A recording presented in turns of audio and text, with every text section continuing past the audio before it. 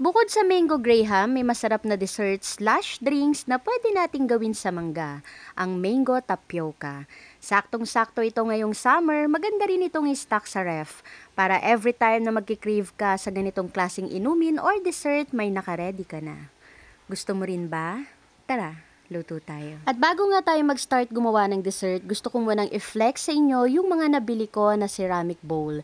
Dalawang size yung binili ko, isang 5 inches and 8 inches.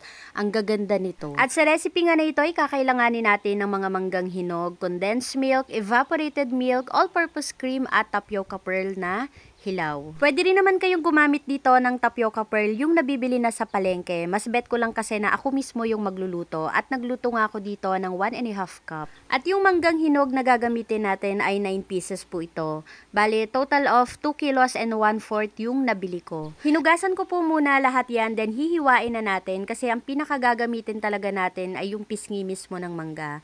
Yung 5 piraso ay hihiwain natin ng maliliit na pa-cubes. At yung 4 na piraso ay imamash natin or mas maganda na gawin nating puree. After ko ngang ma-ready itong mangga, binalikan ko na itong aking nilulutong tapioca pearl at sakto, luto na rin ito. Malalaman mo na luto na yan pagka ganito na parang transparent na yung itsura ng ating mga sago. At kung paano lutuin yung ating tapioca pearl ay may instruction po yan sa packaging at nabili ko po ito sa supermarket. Once okay na lahat ng mga ingredients na kakailanganin, pagsama-samahin na natin ito sa isang mixing bowl. Una kong nilagay dito yung tapioca pearl na niluto natin kanina, yung mangga na hiniwa natin ng maliliit na pa-cubes, at yung mangga naman na ginawa nating puree. Naglagay din ako dito ng 2 lata ng evaporated milk, isang pack ng all-purpose cream, at isang lata ng condensed milk. At para mas maging creamy, milky yung ating ginagawa, ay nag-add ako dito ng 4 tablespoon ng powdered milk. Haluin natin ito ng mabuti, then pwede na nating ilagay sa mga gusto nating paglagyan.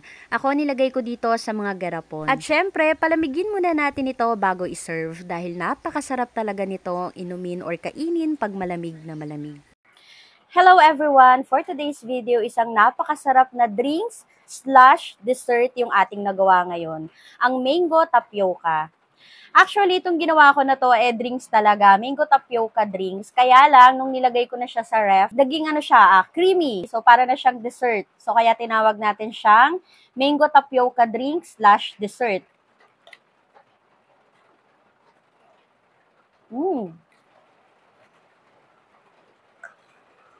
Sakto lang din yung tamis niya at napaka-creamy, ang sarap.